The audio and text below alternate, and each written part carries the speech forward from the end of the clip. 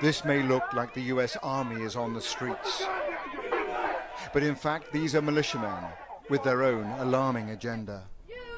We were witnesses to this extraordinary development, a major US city in the hands of self-confident and heavily armed militias, with police and civic leaders nowhere to be seen. It was a brazen show of strength with an unmistakable message that there are new sheriffs in town. Rioting and burning and looting is not going to answer that question. Angry Viking is a militia commander who told me he wants dialogue. And we're here just to protect the building. That's it. And we're here to do this. Meet and talk. You was gonna allow it to happen. But that dialogue quickly descended into furious arguments. Black Lives Matter activists, who have held a vigil here for 100 days, say the militias are a pure provocation. Tired, exhausted, worn out. What else do you want me to say? Do you think it'll end up as a fight? Yes, yes. People are going to die, bro. People are going to die. I don't know who's going to be. Which militia are you from? Many of these disparate groups Which militia are you from? had no interest in identifying themselves. Excuse me, sir, which militia are you from?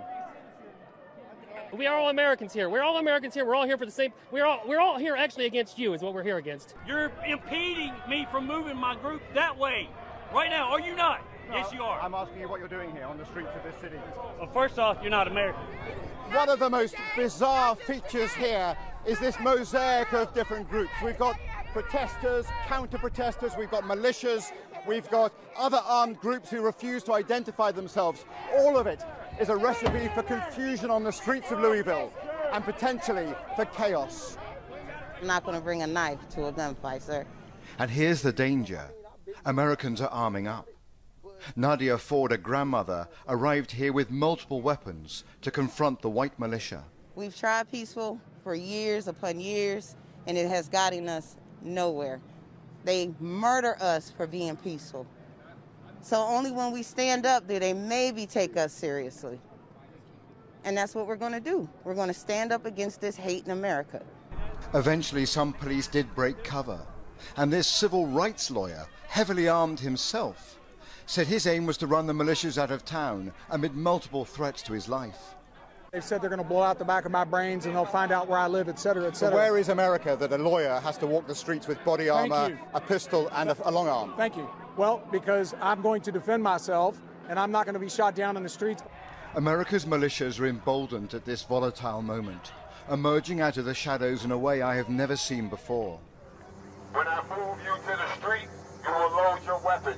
What? A few miles up the road, we saw a whole new phenomenon. Y'all say you soldiers? An African-American militia with hundreds of troops. They have a black nationalist agenda. Hand on the shoulder of the person in front of you. It's as much a cult All right, take. as a military formation. This is the NFAC militia. It is well organized and quasi-military. It also proves a militia does not have to be white and right-wing. Roof, lock the roof. As hundreds of their armed followers marched through a residential suburb, I'll call in reinforcements. we glimpsed their mysterious leader. Known as Grandmaster Jay, he is a charismatic but enigmatic figure. Move, move, move! Clear out! Fearing assassination, his bodyguards surround him at every moment. Jay's moving back, y'all. Jay's moving back. What is clear is that these militias have a new swagger. While the election campaign gathers pace, other forces are showing they will fill the security void after this long summer of protests and violence.